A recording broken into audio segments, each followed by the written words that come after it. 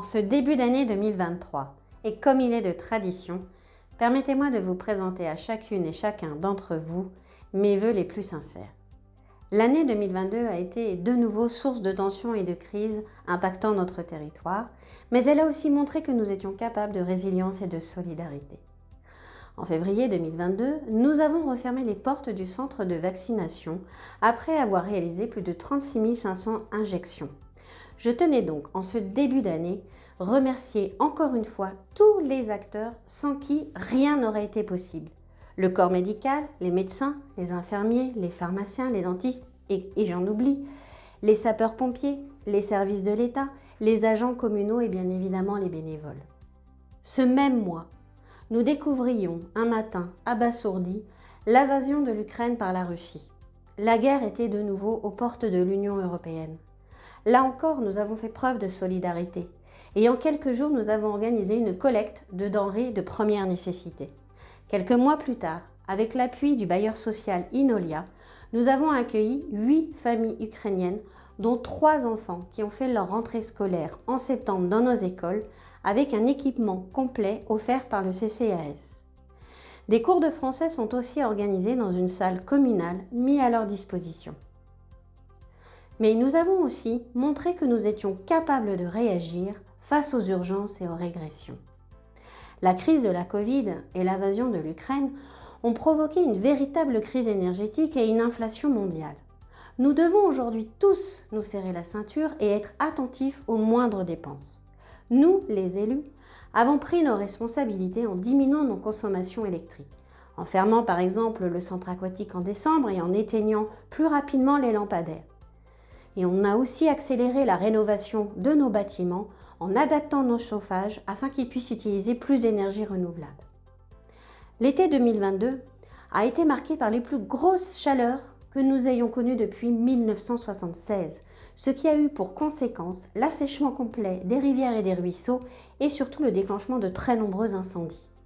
Nous avons donc pris la décision, avant même les arrêtés préfectoraux, d'arrêter les arrosages de toutes les plantes sur notre commune. Heureusement, dans le cadre de notre politique de développement durable, nous avions entamé la reconversion de nos massifs en plantant des essences moins consommatrices d'eau. Il faut continuer dans notre lancée et accélérer aussi la mise en place de récupératoires d'eau potable.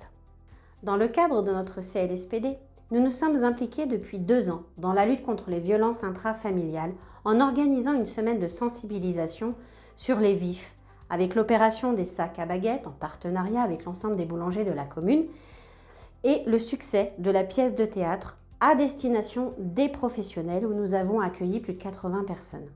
Nous continuons aussi en partenariat avec la gendarmerie à accueillir malheureusement des familles d'autres logements d'urgence. Ces actions sont d'autant plus importantes dans le contexte international actuel où la condition de la femme est de plus en plus remise en question. Je pense notamment à la décision aux États-Unis de permettre aux États d'interdire l'avortement ou aux répressions sanglantes en Iran faites sur les jeunes femmes ne portant pas ou mal le voile. L'année 2022 a aussi été marquée par les élections présidentielles et législatives où, pour la première fois, notre circonscription a élu notre première ministre députée. Pour notre territoire, c'est une excellente nouvelle. Enfin, pour terminer cette rétrospective 2022 sur des notes plus légères et positives, je tenais à me féliciter de cette avancée dans la recherche pour la lutte contre le cancer, avec les fourmis détecteuses de tumeurs malignes, ainsi qu'avec la résorption, petit à petit, du trou de la couche d'ozone. En ce début d'année, je veux vous redire combien je suis fière d'être le maire de Condé en Normandie et mesure chaque jour l'immense honneur qui m'a été fait.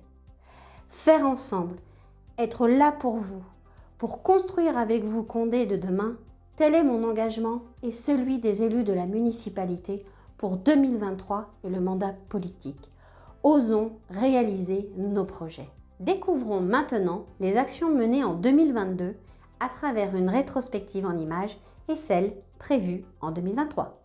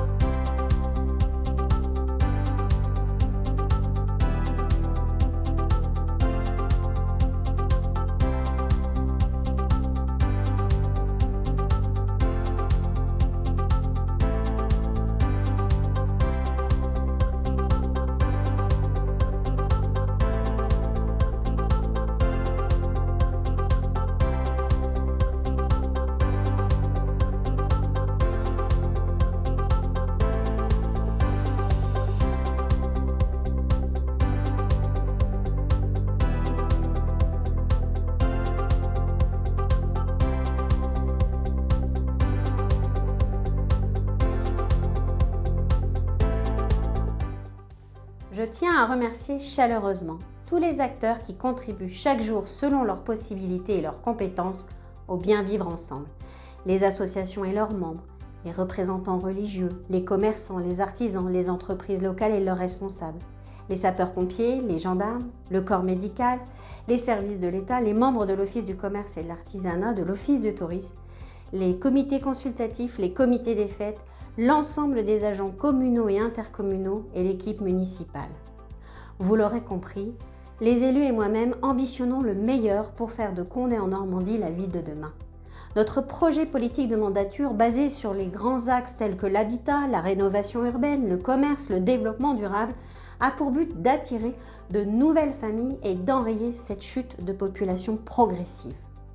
En développant nos services culturels, jeunesse, sociaux et sportifs, nous montrerons qu'il y fait bon vivre et que tous les services y sont présents. Depuis 1 an, nous ressentons les prémices d'un retour des familles qui ont fait le choix de venir s'installer chez nous à la campagne. Nous devons continuer à nous adapter, à innover et à affirmer notre identité. Et pour cela, nous avons besoin de vous, car vous êtes les meilleurs ambassadeurs pour votre commune en la décrivant de manière positive.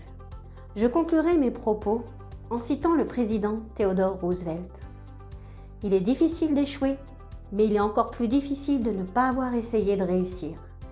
Forte de cette conviction, je vous souhaite une très belle année 2023 où la solidarité et le respect seront plus que jamais nécessaires.